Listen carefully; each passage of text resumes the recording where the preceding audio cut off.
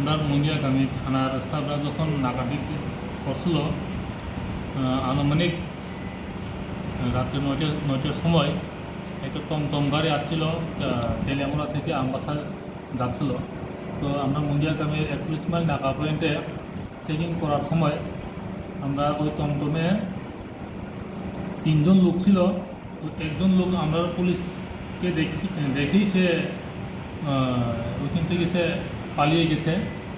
তো বাকি যে 2 জন ছিল আমরা ওনাকে জিজ্ঞাসা করার পরে ওনার আইডি কার্ড দেখার পরে আমরা জানতে পারি যে ওনারা রোহিঙ্গা। তো আমরা ওনারা 2 জনকে আমরা ডিটেন করছি। ওখানে একটা শেষে আমরা আইন মোতাবেক ওনার এগেন্সে আমরা কেস রেজিস্টার করা হয়। টমটম চালক অ্যাকচুয়ালি সে তো তার ব্যবসায়ী খাতিরে সে কাজ করছে। তো ওনারা আমরা জিজ্ঞাসা করছি এবং ইন্টারোগেশনও করছি। সে বলল যে ওনার বাড়ি তেলিয়ামুড়া, ওনার নাম পঙ্কজ দাস, বাড়ি তেলিয়ামুড়া। সে অম্পি চমনি, তেলিয়ামুড়া যে জায়গাটা অম্পি চমনি ছিল ওই জায়গা থেকে ওদেরকে আমবাসা যাওয়ার জন্য 500 টাকা রিজার্ভের বিনিময়ে সে নিয়ে যাচ্ছিল।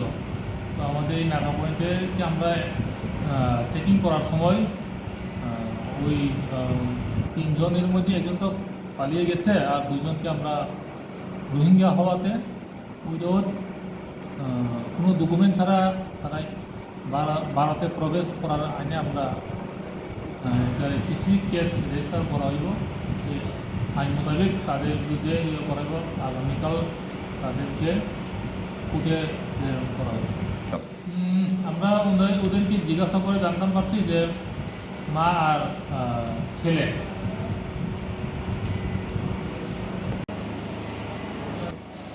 বিষয়টা হলো আমি অমরপুর স্ট্যান্ডের টমটম রেদারা রয়েছি তেলিয়ামুড়া, অমরপুর স্ট্যান্ডে আমি যারা রয়েছি তারা অমরপুর স্ট্যান্ডে নামছে 3 জন। আমি কইছি কই যাবেন আপনারা? কইছে আমবাসা যাইব। আমবাসা যাওয়ার কথা কইছে, আমি কইছি চলেন রেলে যাবেন গা। তারা কইছে কোনো রেলে গেলে আমরা অসুবিধা দেবো, আমরা এদিকে যাবো। আমি কইছি এমনি গেলে গাড়ি পাইতেন না, আপনারা রেলে গেলে ভালো হইব, কোনো আমরা অন্য গাড়ি রিজার্ভ করে যাবো গা। আমি বলছি রিজার্ভ করলে তাহলে চলেন আমি যাবো, আমি লিয়ে যাবো। রিজার্ভ 500 টাকা ঠিক করছে। আমি তারা রেলে আইসি। এখানে আওয়ার পরে 41 মাইল আমাদের নাকা চেকিং আছে, এখানে চেক করছে। চেক করার পরে ধরা পড়ছে যে তারা বিদেশি লোক।